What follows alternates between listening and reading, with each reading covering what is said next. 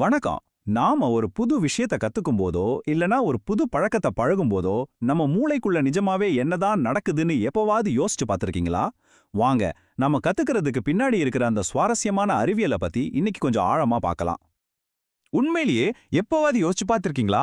Cycle ஓட்டுறதுல இருந்து ஒரு புது மொழி கத்துக்கிற வரைக்கும் அந்த தகவல் எல்லாம் எப்படி நம்ம மூளையில போய் சரியா பதிவாகுது?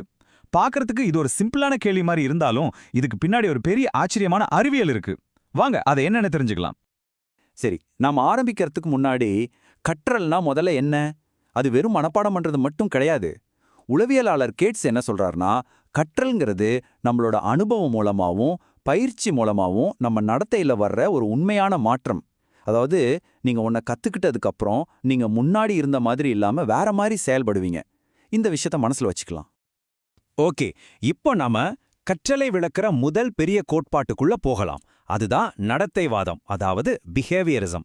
நடத்தைவாதிகளை பொறுத்த வரைக்கும் கற்றல்ங்கிறது மனசுக்குள்ள நடக்கிற ஒரு மர்மமான விஷயம்லாம் கிடையாது. அது வெளியில தெரியற, நம்மளால அளவிட முடியற ஒரு செயல். நடத்தைவாதிகள் கற்றல ஒரு மிஷின் மாதிரி தான் பார்த்தாங்க. ஒரு தூண்டுதல், அதாவது வெளியிலிருந்து வர்ற ஒரு சிக்னல் ஒரு குறிப்பிட்ட பதிலுக்கு காரணமா இருக்கு. இந்த இணைப்பு வலுவாக ஆக ஆக அங்கே கற்றல் நடந்துச்சுன்னு அர்த்தம். இது ரொம்ப சிம்பிளான ஆனா ரொம்ப சக்தி வாய்ந்த ஒரு யோசனை.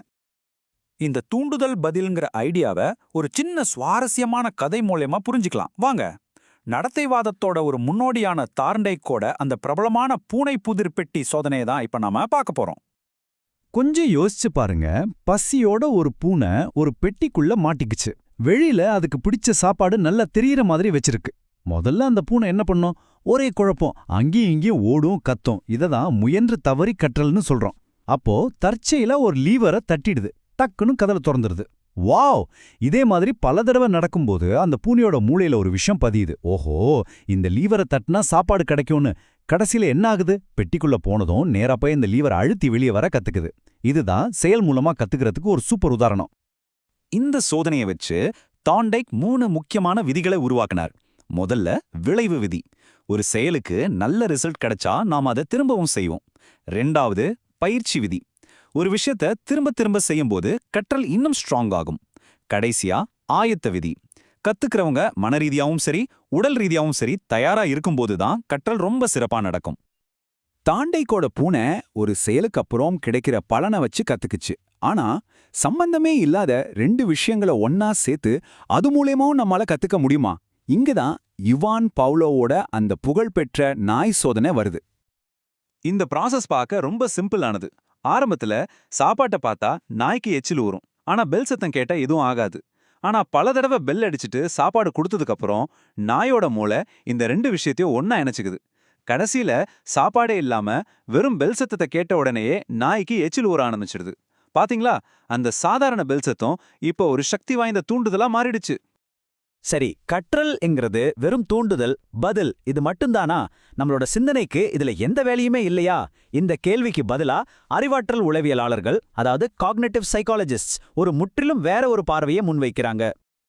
நடத்தைவாதத்துக்கு அப்படியே நேர்மாறா இந்த அறிவாற்றல் உளவியல், அதாவது கெஸ்டால்ட் சைக்காலஜி, கற்றல்ங்கிறது நம்ம மனசுக்குள்ள நடக்கிற ஒரு ப்ராசஸ்னு சொல்லுது. அவங்க தனித்தனி பாகங்களா பார்க்காம முழு படத்தையும் நாம எப்படி புரிஞ்சுக்கிறோங்கிறதுல தான் கவனம் செலுத்தினாங்க. அப்போ இந்த 2 தியரிக்கும் என்னதான் பெரிய வித்தியாசம்? ரொம்ப சிம்பிள். நடத்தைவாதம், அதாவது பிஹேவியரிசம், வெளியில தெரியற நம்ம செயல்களை மட்டும்தான் பாக்குது. ஆனா அறிவாற்றல் வாதம், அதாவது காக்னிட்டிவிசம், நம்ம மனசுக்குள்ள என்ன நடக்குது, நம்மளோட சிந்தனை, புரிதல், இதெல்லாம் பத்தி பேசுது. சொல்லப்போனா நடத்தைவாதத்துல கத்துக்கிறவரு ஒரு ரியாக்டர் மாதிரி. ஒரு தூண்டுதல் வந்தா அதுக்கு பதில் கொடுப்பாரு, அவ்வளவுதான். ஆனா அறிவாற்றல் பார்வையில கத்துக்கிறவரு ஒரு ஆக்டிவ் திங்கர். அவரே யோசிச்சு செயல்படுறவரு. கோலர் மாதிரி அறிவாற்றல் உளவியலாளர்கள் என்ன சொன்னாங்கன்னா, கற்றல்ங்கிறது தாண்டைக்கோட பூனை மாதிரி கொஞ்சம் கொஞ்சமா நடக்காது. அதுக்கு பதிலா அது ஒரு ஆஹா மொமெண்ட்ல நடக்கும். ஒரு புதிரோட எல்லா பாகங்களும் திடீர்னு நம்ம மனசுல ஒன்னா சேரும்போது ஒரு உள்ளொளி பிறக்கும்ல, அதுதான் உண்மையான கற்றல். இது செயலை விட புரிதலுக்கு அதிக முக்கியத்துவம் கொடுக்குது. சரி, இந்த 100 வருஷம் பழைய தியரிய பத்தியெல்லாம் நாம ஏன் இப்போ பேசணும்னு நீங்க நினைக்கலாம். ஏன்னா இன்னைக்கும் நம்ம கிளாஸ் ரூம்ல இருந்து நம்ம அன்றாட வாழ்க்கை வரைக்கும் இதோட தாக்கம் ரொம்ப ஆழமா இருக்கு. அது எப்படின்னு பார்க்கலாமா? பாருங்க, நம்ம கல்வியில நடத்தைவாதத்தோட தாக்கம் எவ்வளவு பெருசுன்னு. ஸ்டூடெண்ட்ஸ பாராட்டுறது விளைவு விதி, திரும்ப திரும்ப பயிற்சி கொடுக்கறது பயிற்சி விதி, அப்புறம் அவங்க கத்துக்க தயாரா இருக்காங்களான்னு பாத்துக்கிறது ஆயத்த விதி. இந்த மாதிரி டெக்னிக்ஸ் எல்லாம் இன்னைக்கும் டீச்சர்ஸ் பயன்படுத்துற ரொம்ப பவர்ஃபுல்லான கருவிகள். அதே மாதிரி பாவ்லோவோட நாய்கள் நமக்கு நிறைய விஷயங்களை கத்துக் கொடுத்துருக்கு. பயம் மாதிரியான உணர்ச்சிகளை மாத்துறதுக்கும் படிப்ப ஒரு பாசிட்டிவான அனுபவமா மாத்துறதுக்கும் இந்த கண்டிஷனிங் உதவுது. ஒரு குறிப்பிட்ட பாட்டை கேட்டா ஏன் உங்களுக்கு ஒரு பழைய ஞாபகம் வருது தெரியுமா? அதுக்கு பாவ்லோவோட கோட்பாடு தான் பதில். ஆக இந்த தியரிஸ் எல்லாம் வெறும் புத்தகத்துல படிக்கிறதுக்கு மட்டும் இல்ல, நாம எப்படி கத்துக்கிறோம்னு புரிஞ்சுக்கிட்டா நாம ஒரு நல்ல டீச்சரா, ஒரு நல்ல பெற்றோரா, ஏன் ஒரு வாழ்நாள் முழுதும் கத்துக்கிற ஒரு நபரா மாற முடியும். கடைசியா உங்களை யோசிக்க வைக்கிற ஒரு கேள்வியோட நான் விடைபெறுகிறேன். நம்மளோட நடத்தைகள்ல எவ்வளவு தூரம் கண்டிஷனிங் மூலமா கட்டுப்படுத்தப்படுது, எவ்வளவு தூரம் நம்மளோட சொந்த தேர்வுகள் மூலமா தீர்மானிக்கப்படுது? உங்க பழக்க வழக்கங்கள் நிஜமாவே உங்க கட்டுப்பாட்டுல தான் இருக்கா? இத பத்தி கொஞ்சம் யோசிச்சு பாருங்க.